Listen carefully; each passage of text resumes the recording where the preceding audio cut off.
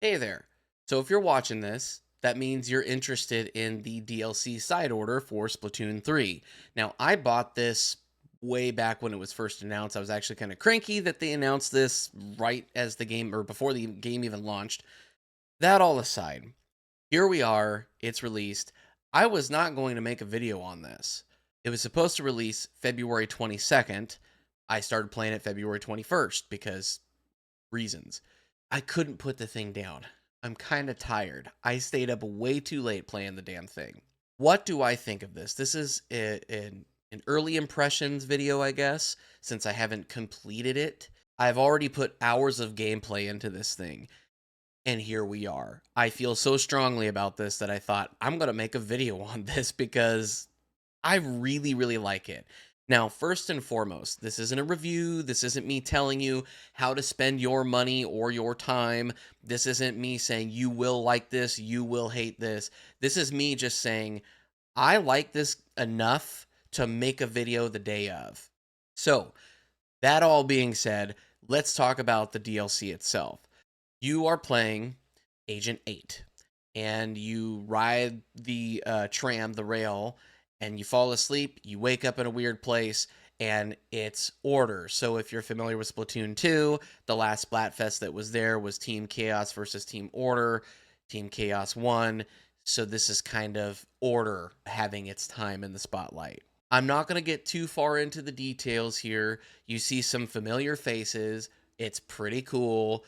And then you get into this thing called the Spire. What the Spire does is this is a roguelike game, really, where there is a story. You upgrade each time you get booted out of the Spire, and you upgrade to get further and further and further.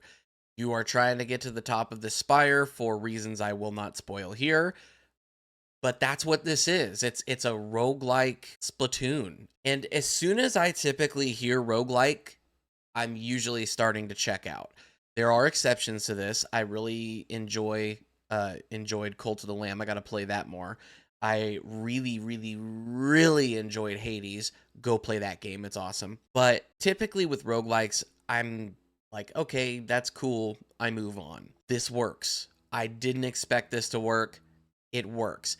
It's very simplistic. Some things will get repetitive, I'm sure, but all of the little modifiers and all of the other things that they add in and all of the extra stuff they do, and then there's the story elements to Splatoon lore. That is a thing. If you didn't know that was a thing, that is a thing, and it's kind of cool actually. Side order works, and what makes it work is that it's so polished. I love all of the little details, like the very opening area that you go into before you go up into the spire and start your run. There's this music playing in the background, almost like speakers in the distance.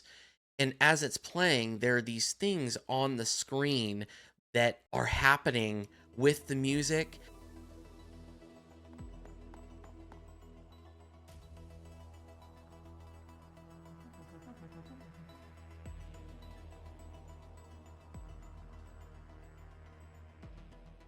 The way everything looks, I thought I would get really bored of the aesthetics and how orderly and how plain it all is. I have not, after hours of gameplay, I have not grown tired of it. I'm sure eventually I will, but as of right now, I'm not. I love the music in this. This is kind of different than other Splatoon 3 music that there's been, but it's been very, very good, very nice. The objectives are very simple for each floor. Each floor has a certain objective.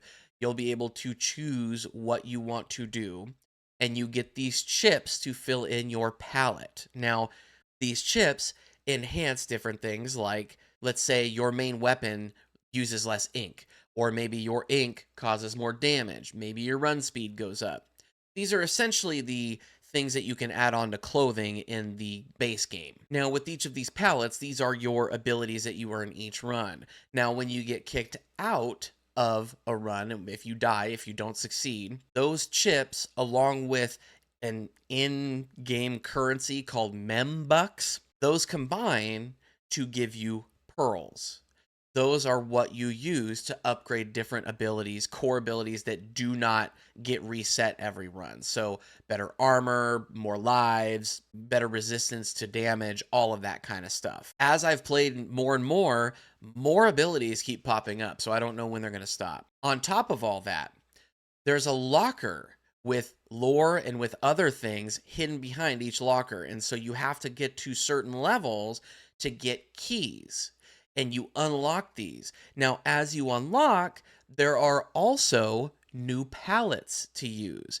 Each palette is a different weapon, and it's a different weapon from a different character in Splatoon games. So each of those weapons can be leveled up as well in a way to get keys. So if you make it a certain amount or a certain way through the spire and you get those keys, then you can unlock another locker. And that locker may have another palette. It may have more lore. It may have different things that can help you there. This is very straightforward. It's very simplistic and it's very fun. What makes this so enjoyable to me is the amount of polish, the look of everything, the sounds, and it's easy to pick up and play. Very much like Splatoon an online multiplayer game. You pick up, you play for a few minutes, your match is done. You can play again, you can be done. This is kind of similar to that, except the difference is your run keeps going until you die. This DLC is extremely fun. I found it so entertaining. I'm making this video and I'm thinking I might go hop back on in a minute and try another run. This will probably sound stupid, but I also love the fact that your ink in this has glitter in it. It's weird how much of an aesthetic changing thing that is.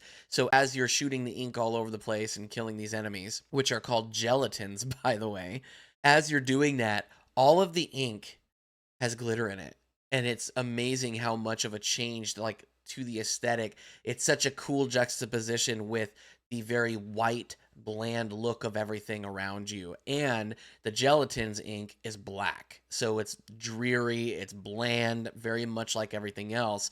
And then this glitter ink is getting shot all over the place, and it's wonderful. So that's it. That's all I want to talk about. There's a whole bunch more with like characters and the story that I've been uncovering and the lore that I'm like, oh, that's cool. That's really cool. But I don't want to talk about that here in case you're looking to get it. It's pretty great. I really, really like this. So Splatoon, the DLC, they're batting 1,000 here. So I love the big DLC they did in Splatoon 2, and I'm really digging this. I think this is good. I think it's great. So there you have it. There are my thoughts on it. All right, well, pardon me. I'm going to go play some more Side Order. Hope you have a great day. Thanks for watching the whole video. Until next time, bye.